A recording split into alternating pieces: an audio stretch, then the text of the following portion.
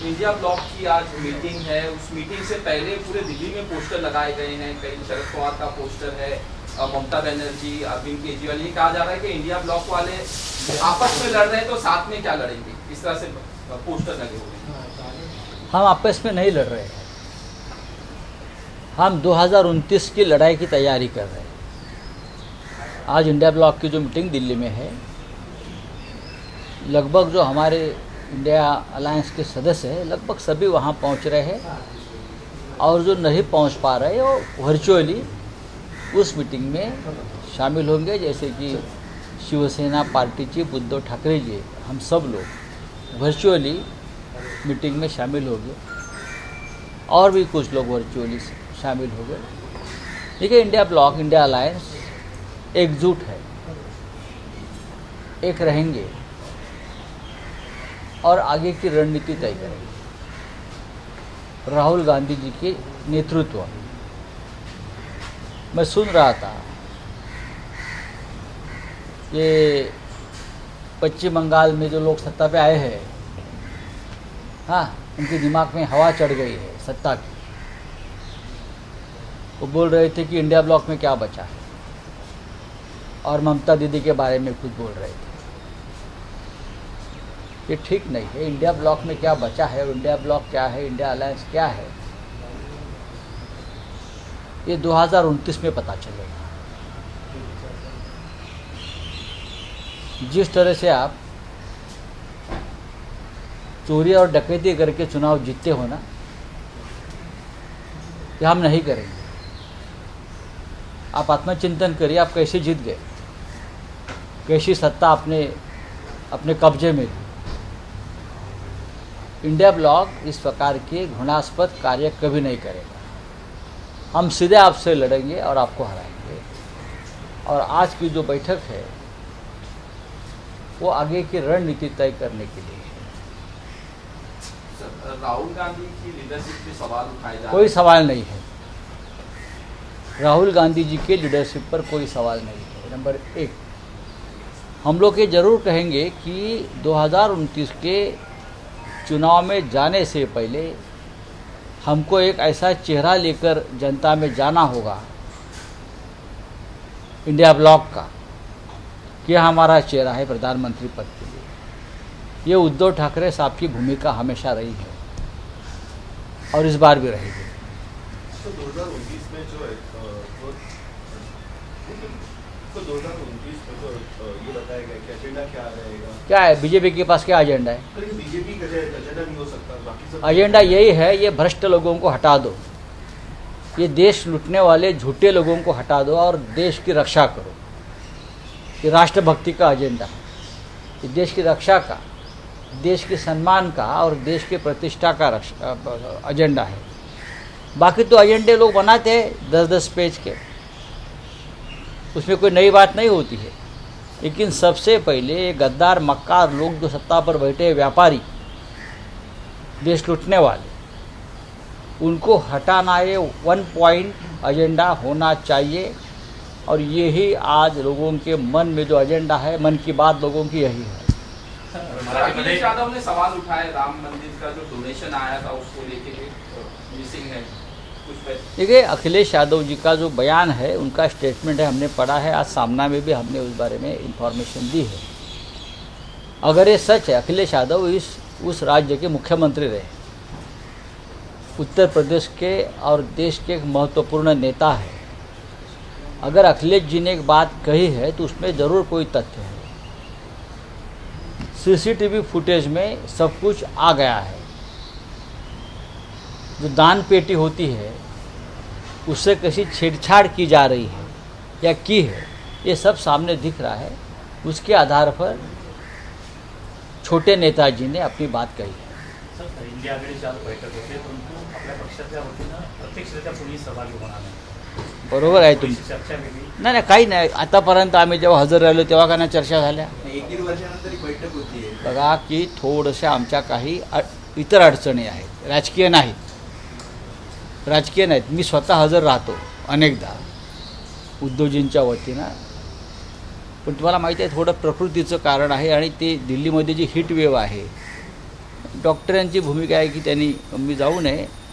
उद्धवजी वेगळ्या कामात गुंतलेले आहेत, आदित्यजी त्याच कामात गुंतलेले आहेत.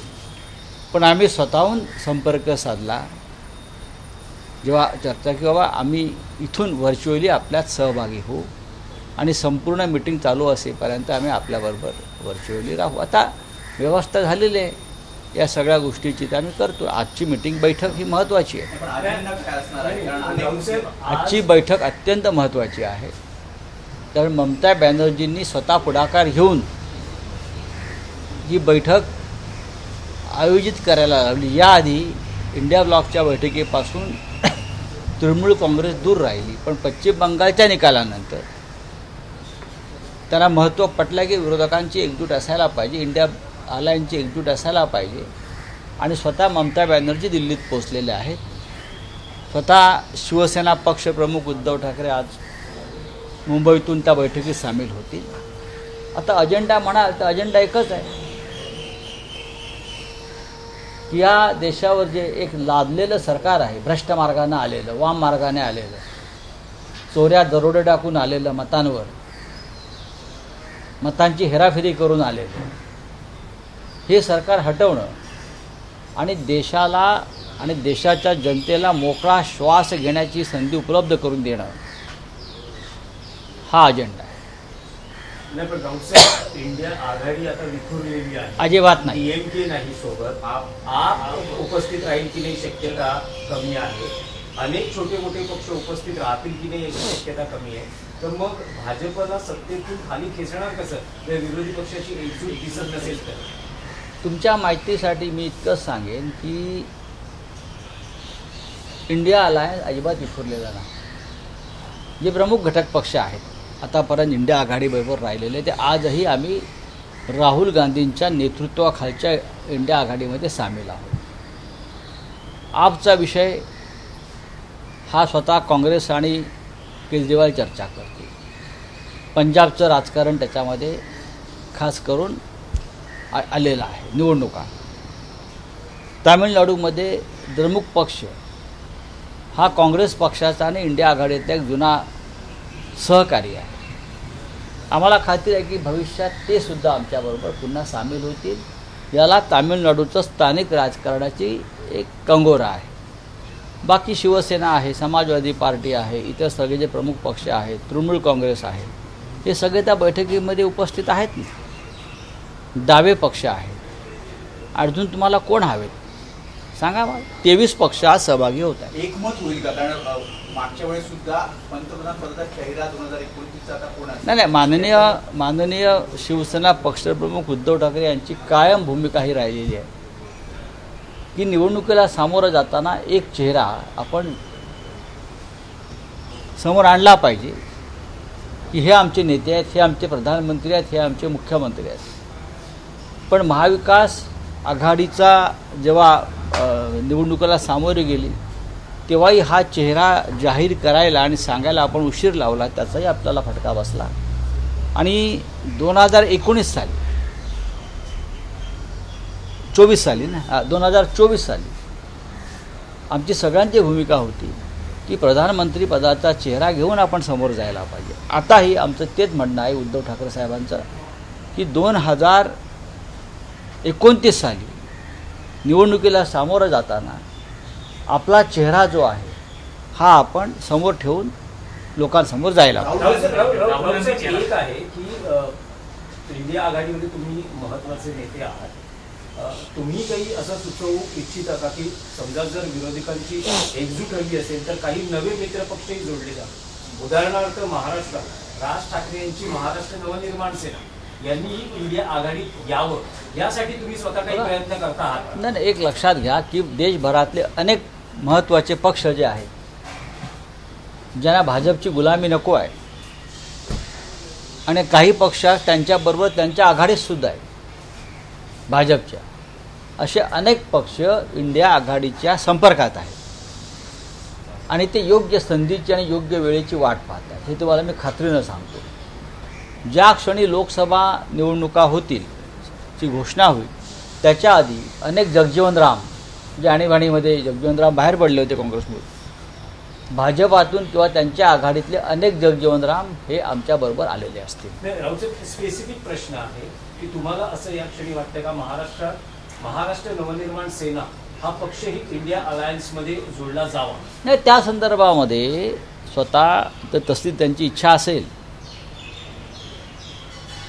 राज ठाकरे यांची, तर मला असं वाटतं की ते उद्धव ठाकरे साहेबांशी चर्चा करून त्याबाबत दिल्लीतल्या प्रमुख नेत्यांच्या समोर हा प्रस्ताव ठेवला जाईल. शेवटी बघा, हे आघाडीचे आम्ही मालक नाही आहोत, कोणी मालक नाही. अनेक जेव्हा नवीन पक्ष येतात आघाडीत तेव्हा तसे प्रस्ताव त्या बैठकीत ठेवले जातात आणि त्या बैठकीत चर्चा होते. पण स्वतः राज ठाकरे इंडिया अलायन्समध्ये येण्यासाठी त्या संदर्भात माझी तुम्ही नेहमी राजकीय चर्चा करता त्यांच्याशी करतो, हा, पण म्हणून असं आहे मी की विचारलं ते स्वतः तयार आहेत का? बघा, त्यांची काही इच्छा दिसते सन्माननीय राज ठाकरे यांचा एक स्वतंत्र पक्ष आहे, त्यांची एक स्वतंत्र भूमिका आहे. महानगरपालिकेत ते शिवसेनेबरोबर जरी युतीमध्ये असले तरी त्यांची एक भूमिका आहे.